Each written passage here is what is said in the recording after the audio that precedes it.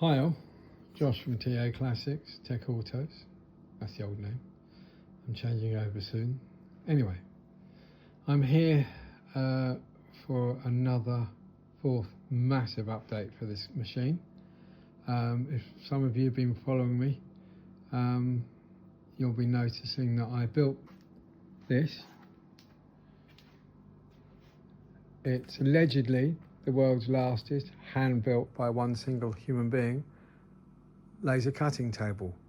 But it's not just a laser cutting table, it's also the world's largest hand-built laser cutting table and 2D scanning table.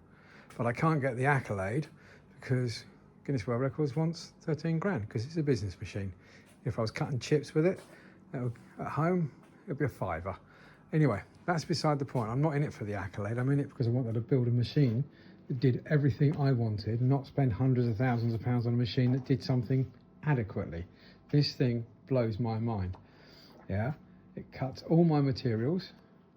Sorry, I'm rubbish at cameraing. For about 2 years we've been processing it to make it into a scanning machine. And so it also has a fully pneumatic self-leveling head. But we're not going to use that today. That's a hand-built piston, by the way. I don't know if you can see that. Yeah, I built it with the help of Russ Sadler from Sarbar Multimedia. You should see him on YouTube. If you want to know about lasers, he's the man to go to. I'm not knocking any guy who builds it because they know their own stuff. But if you want to know the ins and outs of how actual lasers work, what I do, yeah, because that's how I'm built, then this is how you go about it. You go and speak to him.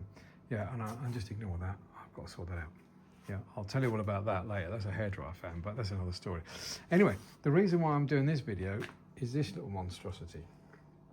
It's been a month in the making, and I've just literally spent 40 hours honing it to get it right.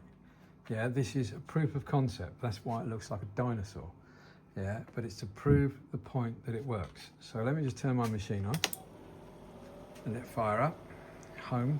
And it should come back to me. God, I nearly lost my cup of tea. Yeah, I'm good at doing that. Yeah, I love my tea. Right, it's honing.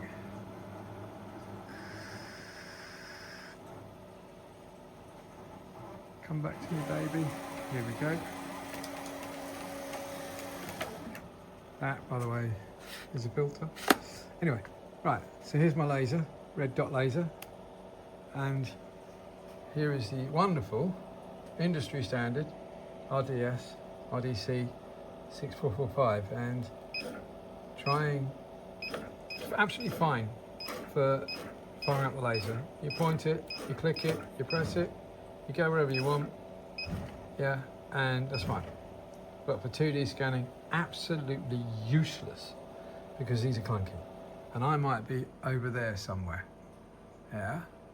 And yes, you can see I've got the 301, but that's also useless because I'm concentrating on that, not that. Now, I'm a great believer in muscle memory. Yeah, I use G keys on my computer, keypad, keyboards. I have 3 Corsair K95s with the 18 programmable buttons, and I fly through internet, Lightburn, and all that stuff. It just makes life so much easier. Anyway. We're here today for this, because that is that, and that helps me do the CAD work. You can hear the wobbling sound. That's the 200 litres of water that this thing runs with, cools by it. So I don't use a chiller on this, not at 150 watts. Who needs one? Yeah, you just need a lot of water, a lot of mass. Anyway, guess what this does? I don't drop my tea. It's designed so I can do this.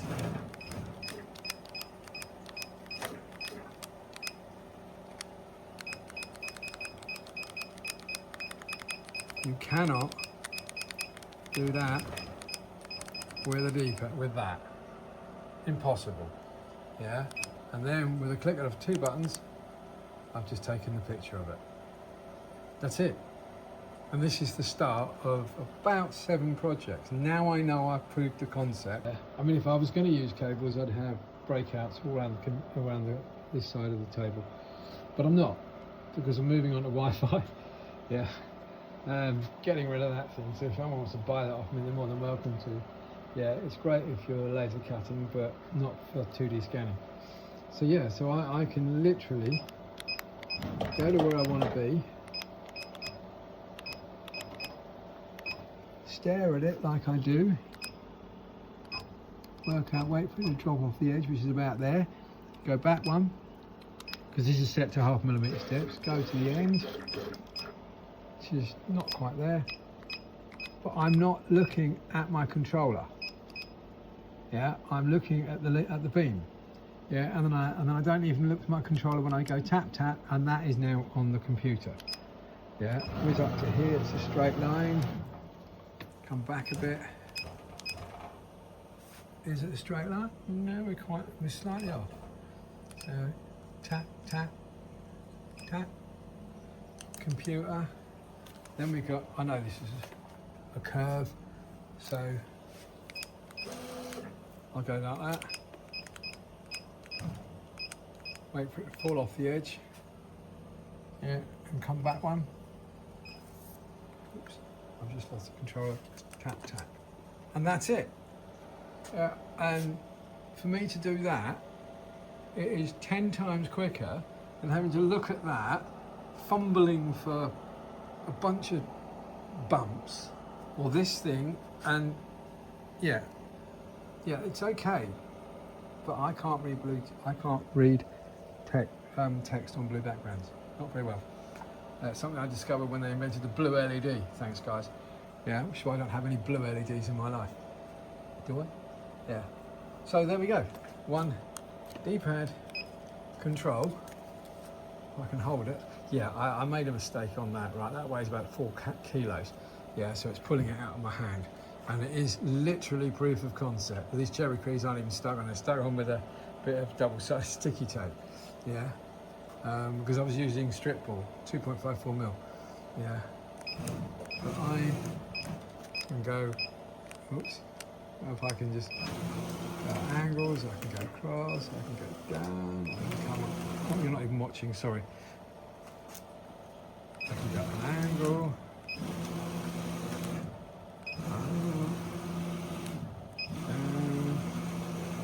I can stand over here and do it. Yeah, so I can be here. Yeah, and I can be right down here, and I can go tap tap.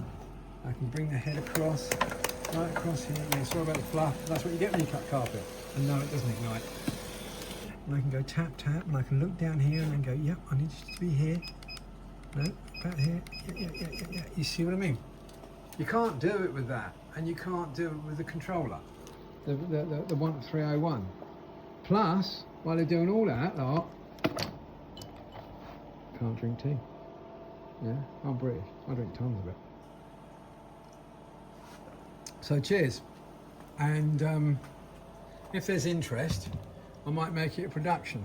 But the next thing to do is get rid of all these hideous switches to make a custom control panel. I'm going to be using probably Cocoa cherry keys. Yeah, I'll build a custom frame for it, 3D print it. I've got Andy, who's a 3D printer, the world's best actually.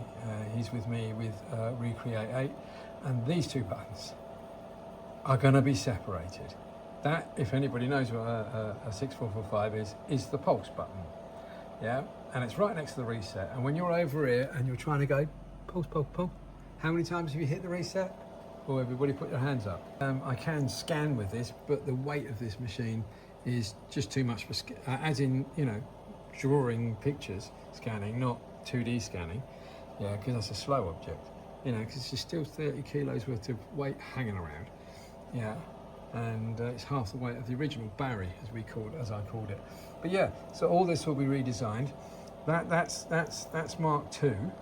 Well, Mark II is getting that looking like a bit better with a decent cable. Yeah, and yeah, it's took me an entire day to figure out that I needed a separate USB cable. Couldn't quite understand why I couldn't get USB down here, but then I read the protocols and went, oh yeah, okay. Well, actually, no, I didn't read the protocols because I can't really read that well because I'm dyslexic. I got Claude and Caleb. Caleb, to anybody else, is Google Gemini. I asked him what he wanted to be called, and he said, Caleb. Yes, I do. I use a lot of AI because I'm autistic. I suffer from ADHD, and I've got multiple OCDs, as you can see. Yeah, yeah. And I mean, I've been working on this for nearly 4 years now, and it's gone from a lumbering beast, yeah, to this beautiful machine that cuts all my materials, scans all my materials, anything 2D up to this size. I've been here for about 35 hours doing this, because that's how I am. So yeah, so here's my laser, with an inbuilt laser, yeah, and yeah, I'll be making a proper wired version with not this cable, and it'll be plug-in, not stuck in. I mean, you'll still have to plug it. I can't lift this because the USB cable stupidly is at the back here. I just used one of the holes that was there. I'm going to put it this side, and then I could have lifted it out, but I can't lift it out. Well, I can do this, I suppose, can't I? Yeah, I can do this. Yeah, there we go. There we go. That's my control panel. Yeah, and underneath that's all the wiring. Yeah, and there's the USB. There's the HMI, and there's my. Yeah. I've got the pinouts for this.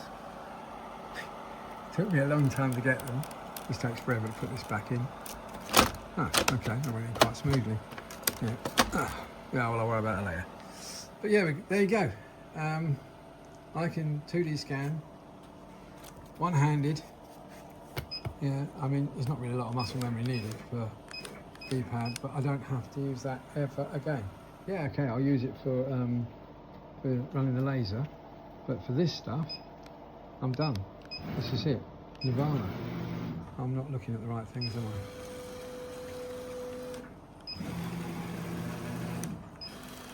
And just to prove no one's pressing the buttons or the remote control, so you can see it, and there's my cup of tea getting cold. Yeah, this is my little baby.